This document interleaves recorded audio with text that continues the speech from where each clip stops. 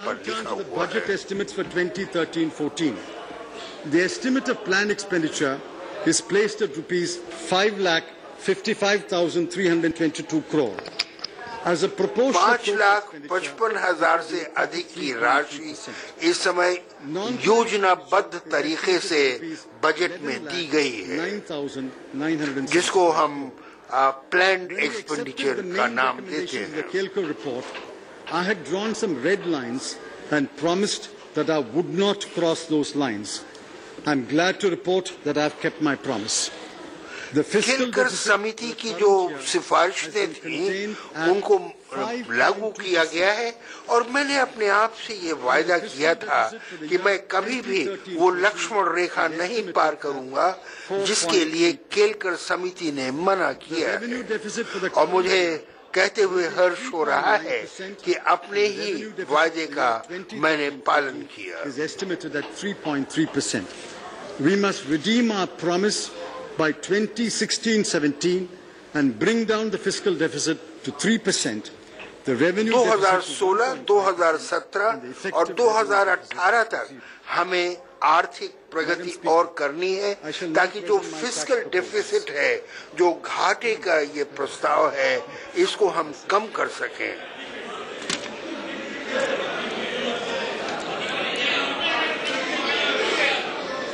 इस पर एक आवाज अनेक कोनों से उठी, लोग कुछ और भी सुझाव इस संबंध में दे रहे हैं। I made a statement that clarity in tax laws, अगस्त 2012 में जब चिदम्बरम जी ने वित्त मंत्री का कार्यभार संभाला तो ये कहा था कि बजट प्रस्तुत करने में और वित्त मंत्रालय में जो कार्यान्वयन होगा उसमें पूरी तरह से पारदर्शिता रहेगी।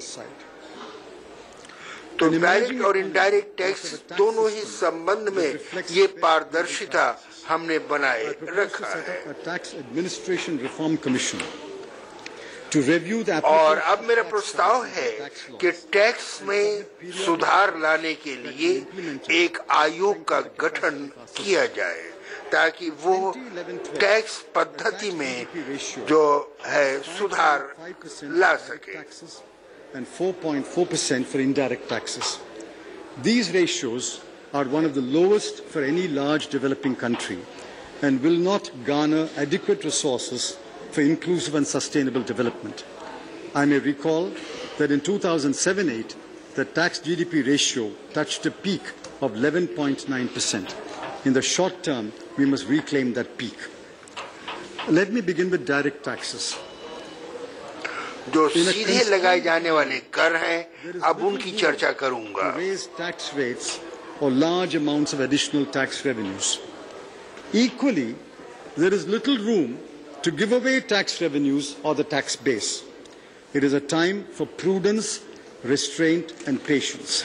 ये एक ऐसा समय है जब हमें अपने ऊपर रोक लगानी है और बुद्धिमत्ता से काम लेना है।